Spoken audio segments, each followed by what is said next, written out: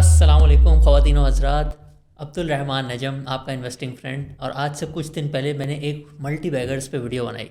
हर किसी का इंटरेस्ट होता है कि किस तरीके से हम अपनी इन्वेस्टिंग को इम्प्रूव कर सकते हैं, मल्टी बैगर्स में अपनी कंपाउंडिंग को नेक्स्ट लेवल पे लेके जा सकते हैं। और आप लोगों ने ये वीडियो बहुत ज़्यादा इन्जॉय भी की। तो मेरे माइंड में एक आइडिया आया कि क्यों ना आपको मल्टी बैगर रिटर्न से फ़ायदा उठाने के अलग अलग तरीके भी बताए जाएँ। हम लोग ज़्यादातर लोग सोचते हैं कि मल्टी बैगर रिटर्न्स कमाने का तरीका जो है वो सिर्फ अच्छी कंपनीज़ या जो टॉप की कंपनीज़ हैं उनमें इन्वेस्ट करना ही है। लेकिन आज मैं आपको 3 ऐसे तरीके बताऊंगा जिसके अंदर आपको बहुत ज़्यादा कुछ पढ़ने की ज़रूरत भी नहीं है, लेकिन फिर भी आप जो है मल्टी बैगर रिटर्न्स जो है वो कमा सकते हैं। और मुझे लगता है कि आज की वीडियो आप बहुत ज़्यादा एंजॉय करने वाले हैं। तो विदाउट एनी फर्दर अड्यू आइए स्टार्ट करते हैं।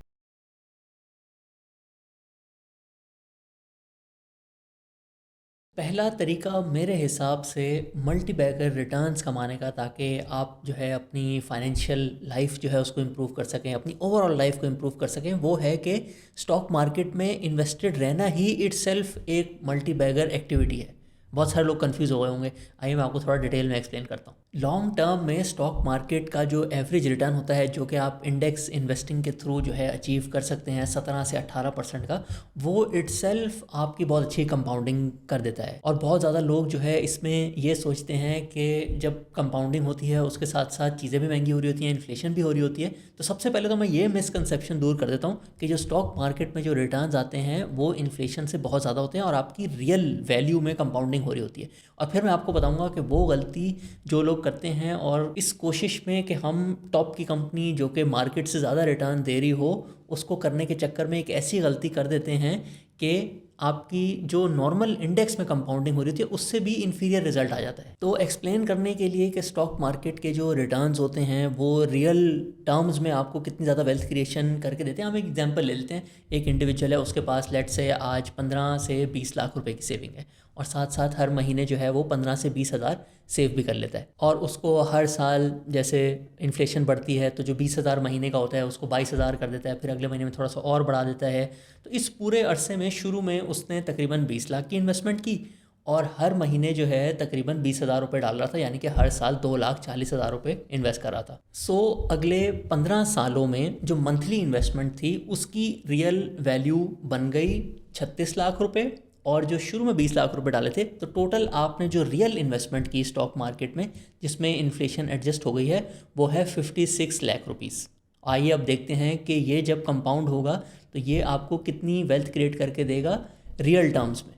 जैसे आप अपनी स्क्रीन पे देख सकते हैं कि जो आप मंथली 20,000 सेव कर रहे थे वो भी 15 साल बाद जो है तकरीबन 2.5 करोड़ उसकी वैल्यू बन जाएगी। और आपने जो शुरू में भी 20 लाख रुपए इन्वेस्ट किए हैं वो भी कंपाउंड हो के रूल ऑफ 72 के हिसाब से ऑलमोस्ट 4 दफ़ा जब 15 सालों में डबल होंगे तो ये भी तकरीबन 2.5 करोड़ रुपए बन जाएंगे। और अब ये जो टोटल बन गए तकरीबन 5 करोड़ रुपए, इनकी आज की वैल्यू डिटरमिन करने की कोशिश करते हैं। अगर हम पाकिस्तान का लॉन्ग टर्म इन्फ्लेशन रेट भी देखें जो कि 8 से 9% की रेंज में है, हम अगर 10% भी अज्यूम कर लें तो 15 साल में जो इन्फ्लेशन होती है वो होती है तकरीबन 4 टाइम्स। यानी कि आज जो चीज़ 100 रुपये की आ रही है वो तकरीबन 400 रुपये की आएगी 15 साल बाद। तो जो आपके 5 करोड़ रुपए हैं उनकी आज की वैल्यू या रियल वैल्यू जो है वो तकरीबन 1.25 करोड़ रुपए हो जाएगी। और हमने जो इन्वेस्टमेंट की थी वो थी 54 लाख रुपीज़, यानी कि रियल टर्म्स में 15 सालों में जो है आपको 3 टाइम्स वेल्थ जनरेट करके स्टॉक मार्केट दे रही है इंडेक्स इन्वेस्टिंग।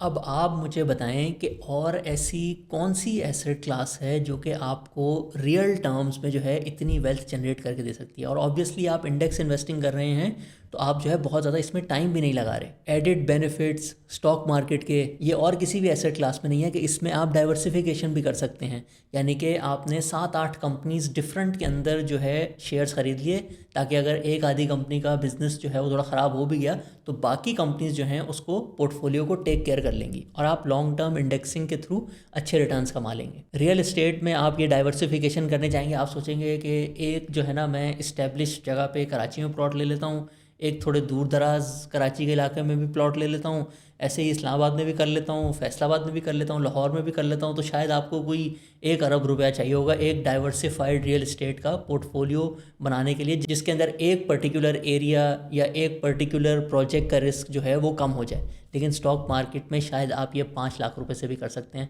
शायद 2 लाख रुपए से भी कर सकते हैं। लॉन्ग टर्म में तो आपने ऑलरेडी देख लिया, डेटा आपको शो कर रहा है कि लॉन्ग टर्म में स्टॉक मार्केट के रिटर्न्स जो हैं सबसे ज़्यादा अच्छे होते हैं, और इंडेक्स इन्वेस्टिंग के थ्रू इनको अचीव करना भी सबसे आसान होता है। गोल्ड के अंदर भी आप उस तरह से डाइवर्सिफिकेशन नहीं कर सकते, क्योंकि स्टॉक मार्केट में मल्टीपल बिजनेसेस होते हैं। लेकिन गोल्ड के भी आपने देखे हैं साइकिल आजकल कितना नीचे आया हुआ है। इवन पुराने सालों में अगर देखेंगे, एक टाइम पे 2000 से लेके 800 पे आ गया था। लेकिन स्टॉक मार्केट में डिविडेंड्स भी आ रहे होते हैं, लिक्विडिटी भी आपके पास होती है, यानी कि अगर लेट से कभी कोई इमरजेंसी हो गई और आपको जो है अपने पोर्टफोलियो का 10% निकालना है सिर्फ, आप वो निकाल भी सकते हैं, कंपेयर टू रियल इस्टेट जिसमें पूरा प्लॉट बेचना पड़ता है। तो फ्लेक्सिबिलिटी भी होती है, लॉन्ग टर्म रिटर्न्स भी अच्छे होते हैं, और इसके अंदर आप आसानी से डाइवर्सिफिकेशन भी कर सकते हैं। तो इस वजह से स्टॉक मार्केट में इन्वेस्ट करना ही जो है एक तरह से मल्टी बैगर रिटर्न्स होते हैं। और अब मैं आपको बताता हूँ वो गलती जो अक्सर लोग कर देते हैं, और वो चेस कर रहे होते हैं ऐसी कंपनीज जो कि उन्हें इंडेक्स से ज़्यादा रिटर्न देंगी, लेकिन उस चक्कर में वो ओवरऑल अपना नुकसान कर लेते हैं। इस गलती को मैं आपको एक एग्जाम्पल से समझाता हूँ। इससे पहले मैं आपको एक इम्पॉर्टेंट बात बताना चाहता हूँ। रिसेंट वॉर में PSX की करेक्शन के बाद उन तमाम लोगों के लिए जिन्होंने किसी भी वजह से PSX की 2024 या फिर 2025 की जर्नी मिस कर दी थी, उनके लिए एक सिमिलर अपॉर्चुनिटी क्रिएट हो रही है।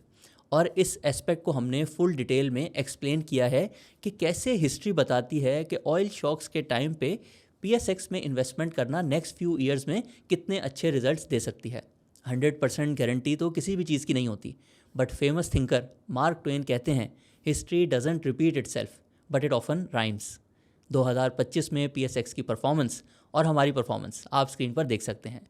अगर आप इस अपॉर्चुनिटी को समझना और मज़ीद डिटेल में अंडरस्टैंड करना चाहते हैं, तो वीडियो के डिस्क्रिप्शन में पहले लिंक पर जाकर हमारी एजुकेशनल रिसोर्सेज और SECP रजिस्टर्ड सर्विसेज एक्सप्लोर कर सकते हैं। और अगर आप चाहते हैं कि हमारी टीम आपको रीच आउट करे, तो हमारी वेबसाइट पे जाएं, फाइनेंशियल फ्रीडम पे क्लिक करें और अपनी डिटेल्स शेयर करें, और हम आपको रीच आउट करेंगे। एक तरफ है फहद और एक तरफ है हमजा। दोनों के पास तकरीबन 50 लाख रुपए की सेविंग्स हैं। हमजा डाइवर्सिफाइड तरीके से स्टॉक मार्केट में इन्वेस्ट करता है, थोड़ी बहुत कोशिश करता है मल्टी बैगर्स में इन्वेस्ट करने की, बट लार्जली वो इस चीज़ को समझता है कि स्टॉक मार्केट में इन्वेस्ट करना इट्सेल्फ ही एक मल्टी बैगर एक्टिविटी है, और उसकी कन्विक्शन इसके बारे में काफ़ी ज़्यादा हाई है, और उसने डाइवर्सिफिकेशन भी की हुई है, अपना रिस्क भी कम किया हुआ है लॉन्ग टर्म में।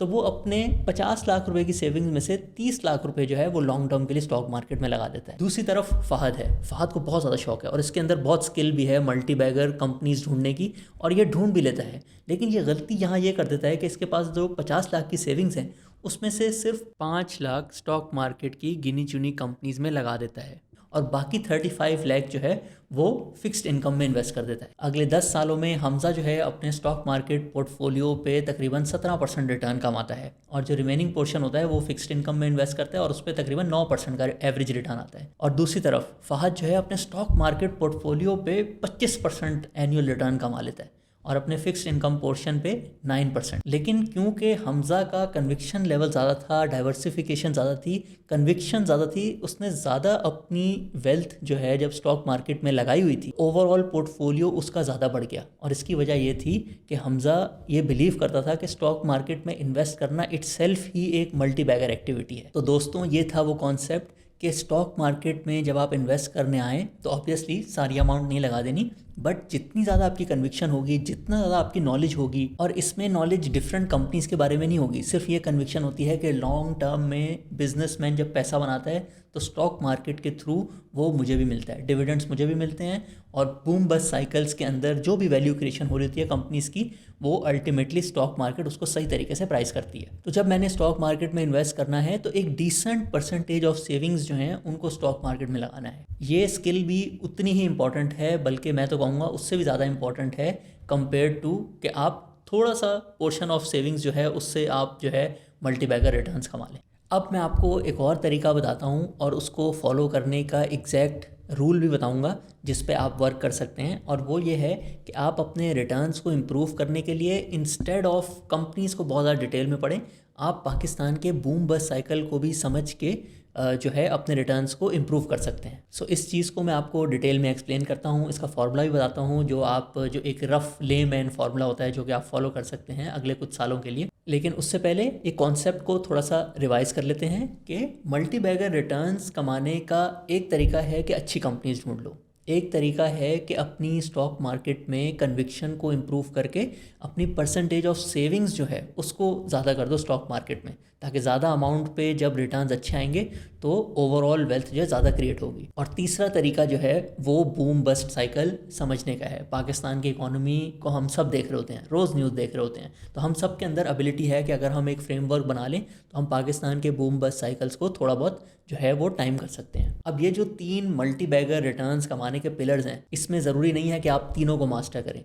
अगर आप एक मास्टर कर सकते हैं तो बाकी दोनों जो है आप एडवाइस के थ्रू बोरो भी कर सकते हैं। फॉर एग्जांपल, अगर आप बूम बस्ट साइकिल खुद थोड़ा सा समझते हैं तो आप कंपनीज़ की नॉलेज जो है वो किसी अच्छे एडवाइज़र से बोरो कर सकते हैं। इसी तरीके से अगर आप कंपनीज़ के बारे में थोड़ा सा डिटेल में ऑलरेडी पढ़ते हुए आ रहे हैं लेकिन आपको वो कन्विक्शन नहीं आ रही, वो जो मार्केट में डेवलपमेंट्स हो रही होती हैं जिसमें आपको कन्विक्शन मिलती है और फिर आप अपनी परसेंटेज ऑफ सेविंग्स जो हैं वो ज़्यादा स्टॉक मार्केट में इन्वेस्ट कर देते हैं, जब भी कोई ख़तरे की बात होती है तो आपको अच्छी एडवाइस मिल जाती है कि इस टाइम पे जो है अपनी थोड़ी सी परसेंटेज सेविंग्स जो है वो रिड्यूस कर लें, बस्ट साइकिल आने वाला है, तो आप वो भी बोरो कर सकते हैं। तो कहने का मतलब ये है कि हर काम खुद नहीं करना होता।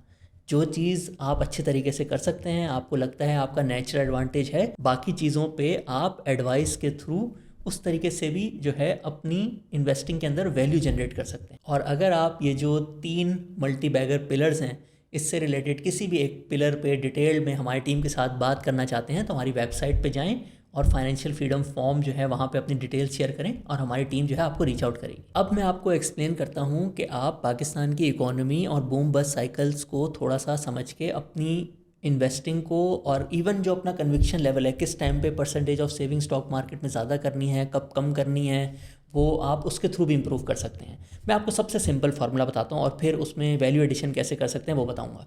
सबसे सिंपल फार्मूला है कि आप देखें कि स्टॉक मार्केट का जो पी रेशियो है, यानी कि एक बिज़नेस अगर 100 रुपये कमा रहा है एक साल में, जब भी उसकी प्राइस जो है 500 रुपये से नीचे आ जाए, यानी कि पी रेशियो 5 से नीचे आ जाए, तो फिर आपने जो है ज़्यादा इन्वेस्ट करना है स्टॉक मार्केट में। और जब भी ये पी रेशियो जो है 10 क्रॉस कर जाए तो आपने फिर सोचना है कि अब मार्केट जो है थोड़ी ओवर वैल्यूएशन की तरफ जा रही है और मैं आहिस्ता आहिस्ता जो है अपने स्टॉक मार्केट पोर्टफोलियो को परसेंटेज ऑफ सेविंग्स जो स्टॉक मार्केट में इन्वेस्टेड है उसको कम कर देता हूँ। तो आप इसमें एक रफ रूल बना सकते हैं कि मैं हमेशा जो है 30 और 65% की रेंज में जो है वो मनूवर करता रहूँगा। जब लेट से स्टॉक मार्केट का पी रेशो 5 पे आ जाएगा तो मैं 50% पे चला जाऊँगा। अगर वो 4 पे आ गया, मार्केट और ज़्यादा अंडर वैल्यूड हो गई, तो मैं शायद 7-8% और बढ़ा दूँ। और फिर जब ये मार्केट का पी रेशो 11 पे चला जाएगा तो मैं अपनी परसेंटेज सेविंग्स को 45% पे ले आऊँगा। फिर अगर ये 12 पे गया तो मैं 35 पे आ जाऊँगा। और फिर अगर ये 13 पी रेशो पे गया तो मैं अपनी परसेंटेज ऑफ सेविंग जो स्टॉक मार्केट में है वो 30% पे ले आऊँगा। इस तरीके से जितनी ज़्यादा अंडर वैल्यूएशन उतनी ज़्यादा investment in the stock market, और जितनी ज़्यादा ओवर वैल्यूएशन उतनी कम investment in the stock market. इस सिंपल रूल के थ्रू ही आप जो है बूम बस्ट साइकिल को एक हद तक टाइम कर सकते हैं। अब इसमें वैल्यू एडिशंस क्या हैं? इसमें 3 इंपॉर्टेंट फैक्टर्स मैं सबको बताता हूँ। First is IMF, second is हमारे डॉलर के रिजर्व्स कैसे हैं, और तीसरा होता है इंटरेस्ट रेट। जब पाकिस्तान IMF प्रोग्राम में होता है, रिजर्व्स बिल्ड हो रहे होते हैं, तो फिर डीवैल्यूएशन के चांसेस जो हैं वो काफ़ी ज़्यादा कम होते हैं। या तो IMF प्रोग्राम के बिल्कुल शुरू में डीवैल्यूएशन होती है, या तो फिर जब पाकिस्तान IMF प्रोग्राम के बाहर होता है और डॉलर रिजर्व्स जो हैं वो कम हो रहे होते हैं, फिर हमें डीवैल्यूएशन करनी पड़ती है। जब डीवैल्यूएशन होती है उससे मार्केट में अनसर्टेनिटी फैलती है और लोग जो है दूसरे एसेट क्लासेस जैसे कि गोल्ड और इवन डॉलर में जो लोग इन्वेस्ट करते हैं उसकी तरफ चले जाते हैं। जब डिवैल्यूएशन होती है तो फिर आपकी महंगाई भी हो जाती है, क्योंकि इंपोर्टेड इन्फ्लेशन होती है पाकिस्तान में, और उसकी वजह से इंटरेस्ट रेट जो है वो इंक्रीज़ करना पड़ता है। और इंटरेस्ट रेट जब इंक्रीज़ होता है तो लोग हमेशा देख रहे होते हैं मैं स्टॉक मार्केट में इन्वेस्ट करके डिविडेंड्स अर्न करूँ या बैंक के अंदर पैसे रख के जो है वो प्रॉफिट अर्न करूँ। तो जितना इंटरेस्ट रेट नीचे आता रहता है स्टॉक मार्केट जो है उतनी ज़्यादा अट्रैक्टिव होती रहती है। सो जो पी रेशो वाला शॉर्टकट मैंने आपको बताया, और फिर अपनी परसेंटेज ऑफ सेविंग्स को एडजस्ट करना, उसके साथ साथ इन 3 फैक्टर्स को फॉलो कर लेना। अगर ये आपको अच्छे लग रहे हैं तो आप अपनी percentage of savings stock market में बढ़ा सकते हैं, और अगर आपको ये इतने अच्छे नहीं लग रहे, गलत डायरेक्शन में जाते हुए नज़र आ रहे हैं, तो आप अपनी परसेंटेज ऑफ सेविंग्स जो है वो कम कर सकते हैं स्टॉक मार्केट में। तो दोस्तों ये थी आज की स्पेशल वीडियो जिसमें आप मल्टी बैगर रिटर्न्स अपने इम्प्रूव कर सकते हैं without studying multi bagger companies. I hope आपको ये एक यूनिक पर्सपेक्टिव जो है आपको अच्छा लगा होगा, और ये सारी चीज़ें डिटेल्ड में इंक्लूडिंग के मल्टी बैगर कंपनीज कैसे ढूंढते हैं हम लोग एडवाइजरी सर्विसेज में आपके लिए करके भी देते हैं, और इन्वेस्टिंग मास्टर क्लास 6.0 जिसकी रजिस्ट्रेशंस शुरू होने वाली हैं उसमें आपको सारा सिखाते भी हैं। अगर आप इंटरेस्टेड हैं तो हमारी वेबसाइट पे जाके हमारी SECP रजिस्टर्ड सर्विसेज को एक्सप्लोर कर सकते हैं। Until next time, take care, अल्लाह हाफिज़।